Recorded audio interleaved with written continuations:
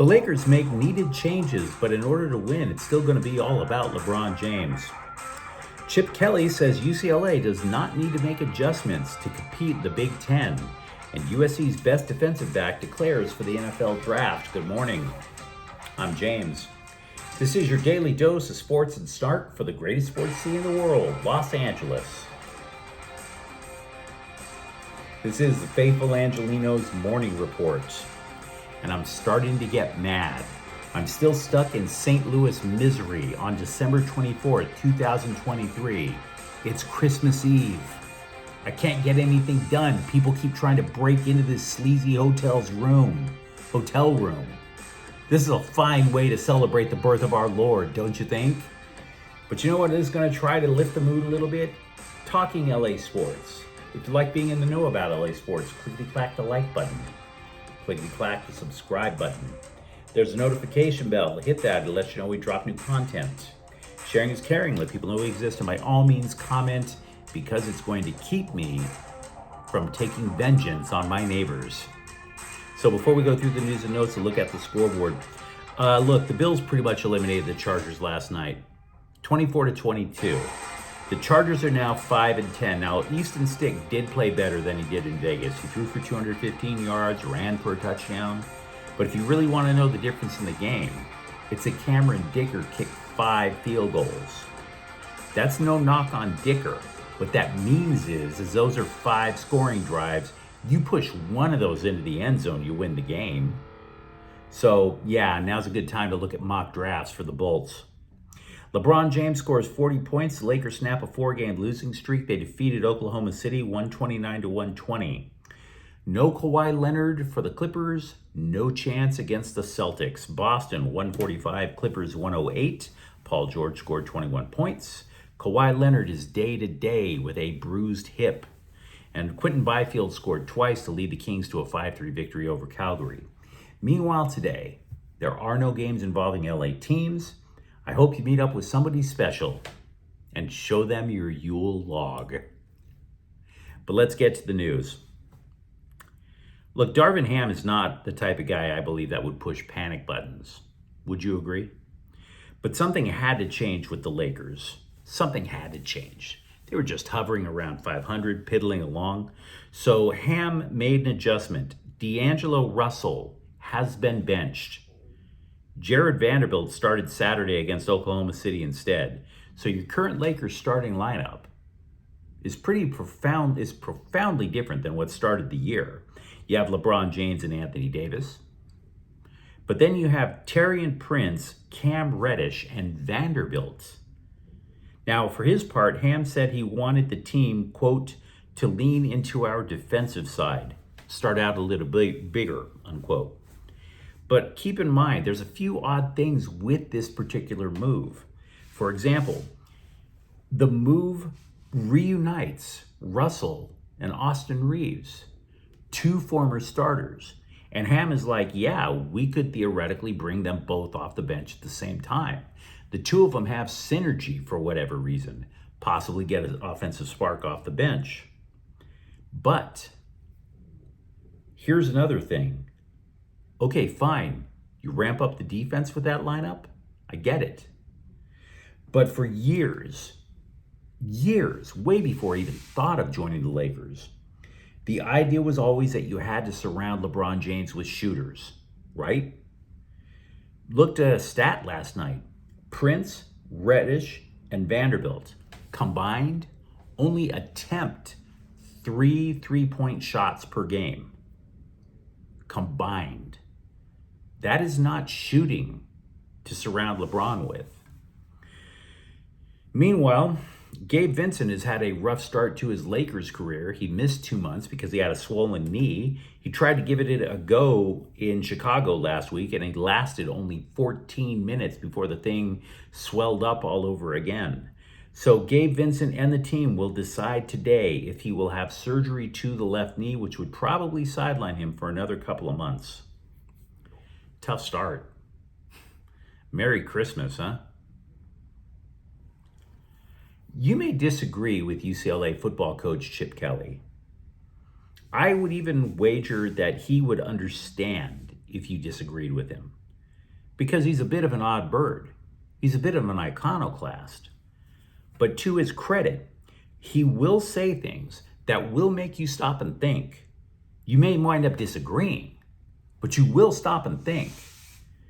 So for example, the scribes got together and they asked him about changes in the recruiting strategies, since after all, UCLA is entering a different conference, different strategies for these teams in the Big Ten. But not so, according to Chip Kelly. Quote, "I don't think the Big Ten is what people thought the Big Ten used to be. In the old days, it was I formation, downhill football. There aren't many teams that do that now. I think maybe with the exception of Michigan and Iowa, there's a lot of spread teams in the Big Ten.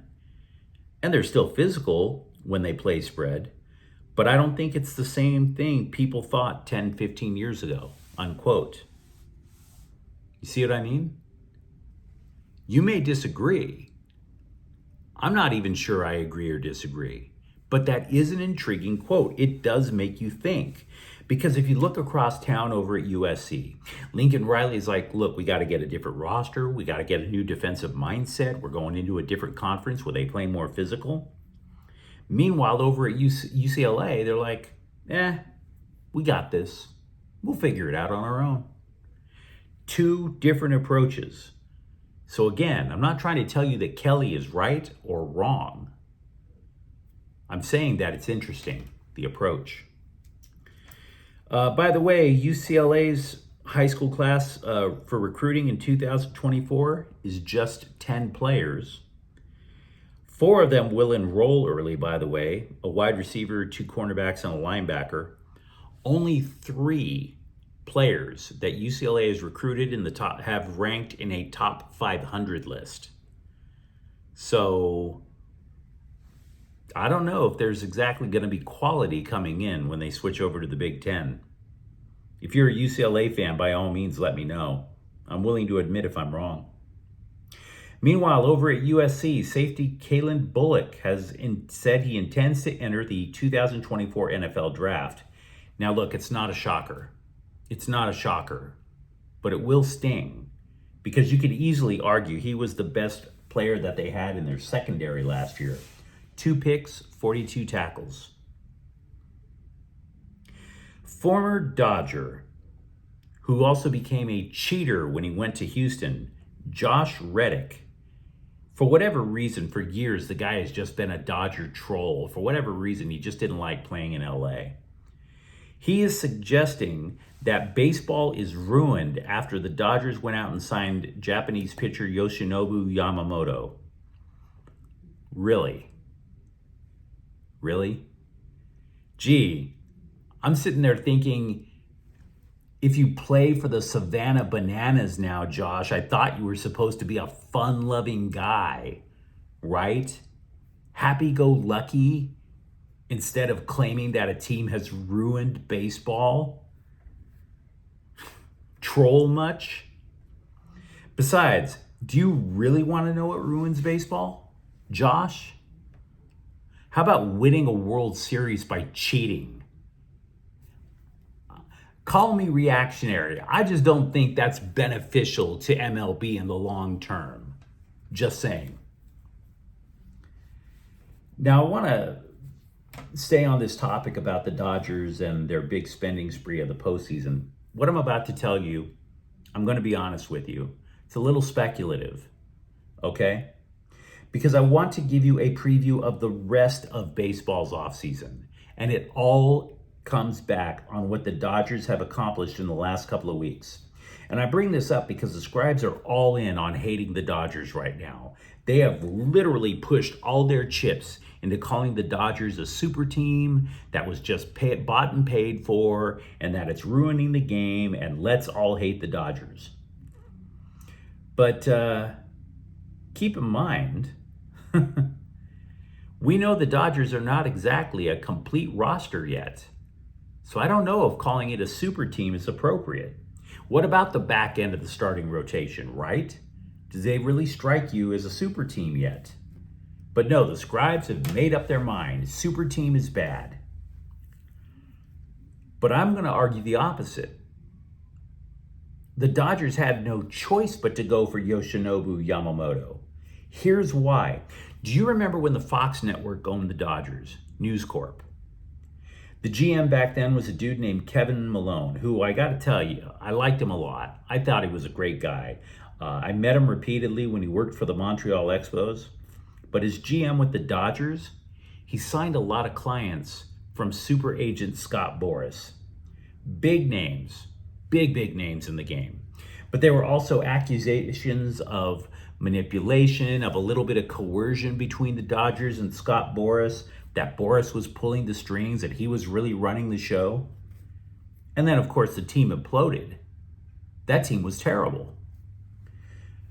Well, I bring all that up to you about Scott Boras is because virtually every big name free agent left is represented by, you guessed it, Scott Boras.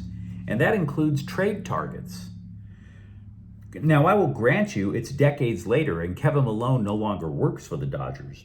But the current Dodgers front office wants absolutely nothing to do with Scott Boras. You have fond memories of Cody Bellinger? That's nice, but he's a Scott Boras client. What about Blake Snell, Jordan Montgomery, Matt Chapman? Scott Boras clients. What about all the rumors that you heard about trading for Corbin Burns? Nope, he's a Scott Boras client. The Dodgers want nothing to do with Scott Boras. Absolutely nothing, right?